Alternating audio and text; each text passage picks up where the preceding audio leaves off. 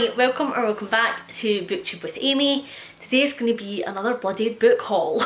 So I know at the beginning of the year I said that I was going to try and curtail my book buying a little bit and you know, no spend as much money on books.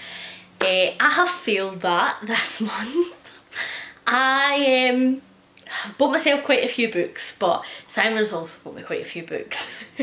And it's just been a really stressful month with everything that's like been happening with the house, with all the flooding and the ceiling collapsing, and like it's just stress. And the way that I deal with stress is to treat myself to stuff. And this is also the last month where I was going to have like any real disposable income, and so I took advantage of that by buying myself some things that I have been wanting.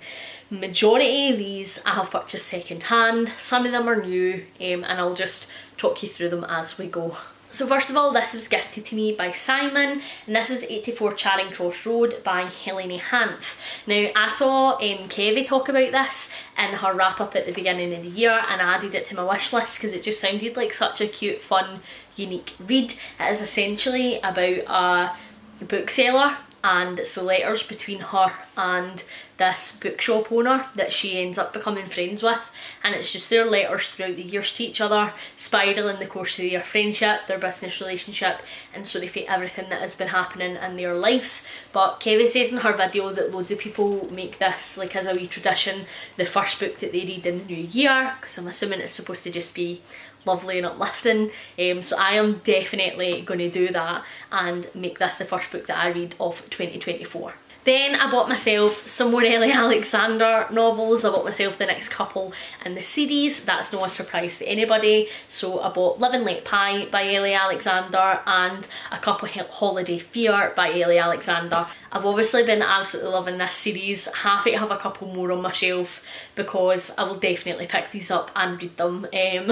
I, at this point, might catch up on where the series is published up until this year, even though it wasn't originally my plan, because I'm just thoroughly enjoying it, and both of these are used copies as well, which is excellent. I then bought Infamous by Lex Croucher. This I also got used through a Facebook group. Somebody was selling this and another book that you will see, and so I managed to get them as a wee bundle deal, which is brilliant. These have been on my wish list for a wee while because they just look very fun, and I've seen them sort of everywhere on BookTube, and I feel like loads and loads of people have been talking about these. So they're supposed to be like Regency novels, but like make it modern, which I think will be really interesting. So there'll be like queer rep in here. I'm assuming it's going to be hella feminist, and I think it's just supposed to be a bit quirky and a bit funny as well, so I'm really looking forward to reading this one.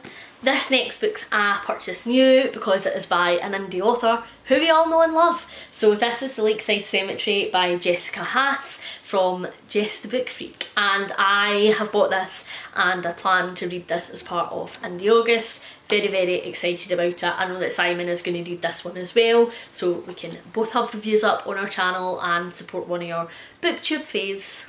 I then bought Cemetery Boys by Aidan Thomas.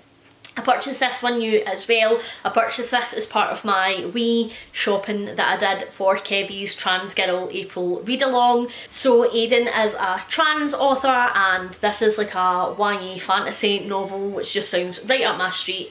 It has been one that's been on my wish list for a wee while, so Kevie gave me like the perfect opportunity to buy it. This is going to be like quite a heavily Kevie featured video because I've already mentioned her like 18 times, so I'm so excited to get to this one in April. This next book I also purchased new, and this is Tom Cox Help the Witch. I asked on my YouTube community tab for some indie author recommendations, and Alice over at the Alice and the Giant Bookshelf recommended me this one. So I am going to add this to my list for Indie August also. And then I got All the Stars and Teeth by Adeline Grace, and this was the one that I also purchased with Infamous from the seller on my used Facebook page. So this one I purchased used as well.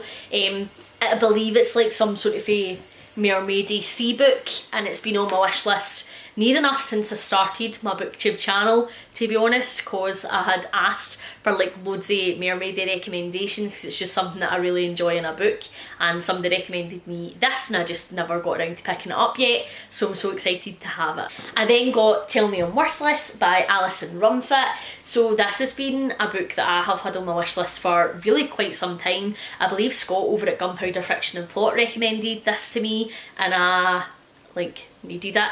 It is a haunted house horror novel, which sounds right up my street, and Alison Rumfitt is a trans author as well, so I also purchased this new to support her, and I'm going to read this as part of Kevy's read along also, and I can't wait to get to it because it has honestly been on my wish list for so long. This is actually one that Simon bought for himself, and that is Anxious People by Fredrik Backman, but I really fancy reading it as well, so I am hauling it on the channel so that it officially goes on my TBR and I will read it. I have a few Fredrik Backman books on my shelf at this point. I've got A Man Called Ova, I've got... I don't remember. And now I've got this one. So I'll maybe do like a Fredrik Backman vlog at some point because I know like he's super popular, or I'll maybe just try and make maybe an effort to be picking them up. But this one looks really good as well, so I also want to read this one. I then got Daughter of the Pirate King by Trisha Levenseller. I haven't read a Trisha Levenseller book yet. I did just get one for Christmas, but she comes very, very highly recommended from Danny over at Danny Dabbles, and I saw this in a charity shop for £1. I couldn't really say no to that, so I bought it. This is a duology, so this is the first one and the second one is like Daughter of the Siren Queen or something. So like I'm hoping it's going to be like mermaidy, which is going to be excellent. The next book I purchased new, and so that is The Utterly Uninteresting and Unadventurous Tales of Fred the Vampire Accountant by Drew Hayes, and I purchased this as one of my indie August reads as well. It just looks so funny. It is about a wee guy who lives a bit of a boring life, then gets turned into a vampire and struggles to try and acclimatise to that lifestyle, and so he just comes like a wee boring vampire accountant, which sounds so great. This is like quite a big series, I believe. I don't know how many books are in it, but I think that is quite a big series, so if I enjoy this it's maybe something that I'll continue, but I'm really excited to pick it up because I feel like I enjoy a funny book, but I need to be like in the right mood to pick up a funny book. And I haven't picked up one so far this year, so I'm really looking forward to that one. And then another book that I bought for Indie August is Blood of the Lily, Clash of the Goddess Book 1 by S.O. Houston and S.D. Houston rather, sorry. This is a fantasy indie published book, which I'm very excited to get to, and I actually picked this one up after watching Beth Ann. I'll link her channel down below. She recently did a video about indie fantasy and sci-fi, and she hauled the second book in this series, but the premise of it just sounded so great that I decided to go and pick up the first one. We're getting near the end, I promise. So then next I picked up The Ship We Built by Lexi Bean. This looks like a really cute wee sci-fi novel, and actually when I ordered this, like I wasn't too sure if it was a graphic novel or not because it was talking a lot about the illustrations, but it is a novel and there's just sort of some illustrations throughout the book. But I also bought this for Kevy's read along. So Lexi Bean is also trans, so I purchased this one new to help support a trans author, and I just think it's going to be brilliant. It's giving me sort of a on a sunbeam type of vibes, maybe a wee bit cozier, and I'm really looking forward to reading this one. Can't wait to get to it. I will be reading this in April. I then bought two books new. I bought Priory of the Orange Tree by Samantha Shannon, this absolutely chunky boy, and I also bought A Day of Fallen Night by Samantha Shannon, equally as chunky a boy. So Priory has been on my wish list since it came out, to be honest, and I just have never ever gotten around to buying it because I had the hardback edition on my wish list, and you know what it's like if a book becomes popular, everybody wants the hardback, and so the hardback editions went up to be like quite an extortionate price, and I just like know what I'm like, I will never ever buy a second-hand hardback that is that expensive. Like unless it is a series I know for certain I'm going to love. So I had resigned myself to getting a paperback. Know that that would have been like the worst thing in the world. I sound like totally spoiled here, but I was going to get a paperback of it, and I had added the paperback to my wish list maybe last year, and I was definitely going to get around to it at some point. But then Samantha Shannon announced that she was releasing the second one, and it was going to be a duology, and everybody was getting this in hardback, so people were like, this next to my paperback looks absolutely stinking. So Bloomsbury, they took one for the team and they republished this in the hardback version.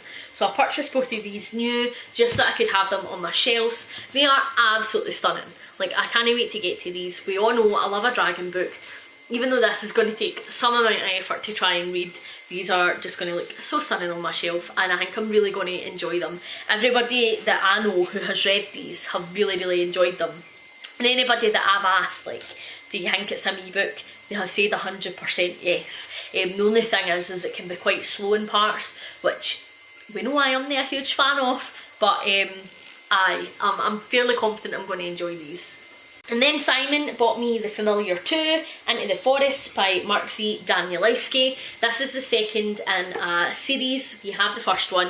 We have both tried to read the first one, and it just like hasn't been the right time. I ended up DNFing it, but no officially. Like, it's still on my TBR. I definitely will get around to reading it. And he bought me the second one, which was very, very kind of him, because obviously the size of them and the amount of effort that goes into these with all the colour and graphics and everything, like, they're a wee bit more pricey than a normal book, and so it's not the type of book that I would buy for myself, so I really appreciate it. And then lastly, I purchased Everless and Evermore from Lisa over at Lisa Does Life. She did a big unhaul recently. Props to her, because I'm terrible at unhauling books. And she was getting rid of these. She says she was going to put some of her books up on Vinted, and I was interested in these because they are like a classic YA fantasy series that has done its rounds over the years, and I have never read them,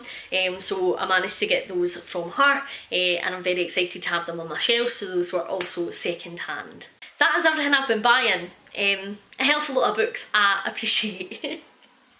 Thank you very much for watching. Hopefully you're enjoying everything that you're reading at the moment. Please like and subscribe if you haven't already, and I'll catch you in the next one. Bye!